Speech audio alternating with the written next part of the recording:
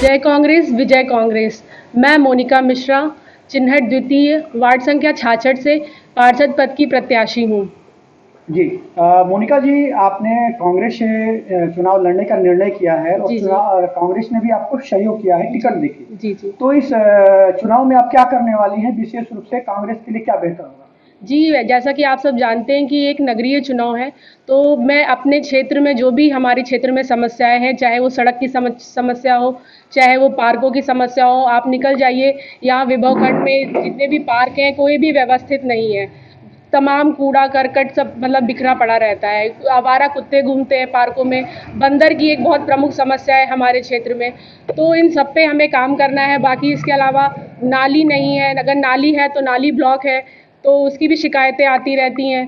तो इन सब समस्याओं पे का समाधान अगर हमारी पार्टी आती है और अगर मैं यहाँ से निर्वाचित होती हूँ तो मैं पूरा सहयोग करूँगी कि इन सारी चीज़ों पे काम करूँ। अच्छा, क्या कांग्रेस का कोई ऐसा उम्मीदवार जो लगातार चुनाव जीत के जनता के लिए बेहतर काम किया हो जी लखनऊ के भीतर? जी बिल्कुल, आप मुकेश सिंह चौहान का इस्माइलगंज वार्ड है, आप वहाँ चले जाइए।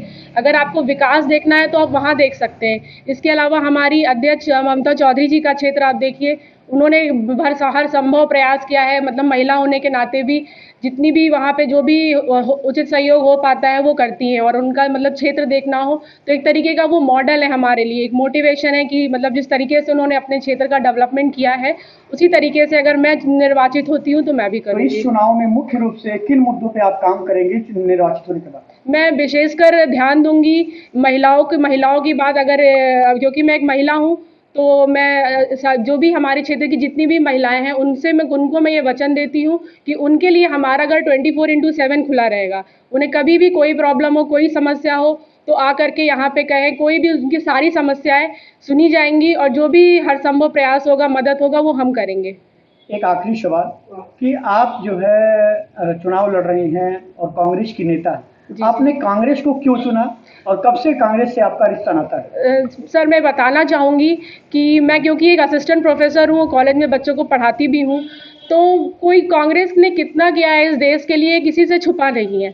आप अगर हमारे पूर्व प्रधानमंत्री जी की बात करें, मनमोहन सिंह की बात करें, तो मतलब एक बहुत बड़े अर्थशास्त्र से, अगर आप लोग जानते हो, उन्होंने मतलब एलपीजी पॉलिसी लेकर के आया, लिबरलाइजेशन, प्राइवेटाइजेशन, ग्लोबलाइजेशन। जब हमारी कंट्री में इकोनॉमिक क्राइसिस बहुत ज़्यादा थी, हम लोग आर्थिक अर्थव्यवस्था से जूझ रहे थे, बहुत सारी प्रॉब्लम्स थी उस वक्त। अगर वो ना होते, उस समय के वित्त मंत्री नरसिम्हा राव उस समय प्रधानमंत्री थे, तो आज जो हम लोग जिस भी स्थिति में हैं, जो सब लोग बात करते हैं बड़े बड़े कि इस देश पे जाके उस विदेश में जाकर के प्रधानमंत्री जी यहाँ पे समझौता किया, ये साइन किया, ये ट्रेड कर रहे हैं, ये बिजनेस कर रहे हैं, वो पॉसिबल ना हो पाता।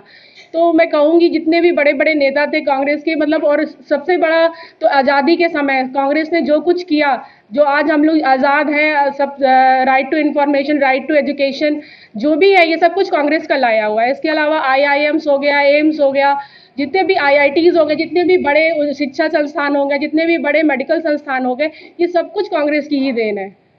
जी चलिए, आपको बहुत बहुत धन्यवाद, बहुत बहुत शुभकामनाएं। जी जी धन्यवाद। जनता से क्या अपील करना चाहते हैं? जनता से मैं ये अपील करना चाहती हूँ कि एक बार, अभी तक आप लोगों ने पिछले जो भी आप लोगों ने जिस भी पार्टी का चुनाव किया, तो एक बार मैं अनुरोध करना चाहती हूँ कि एक बार आप कांग्रेस पे भरोसा कर देखिए, क्योंकि हमारे देश में लोकतंत्र है।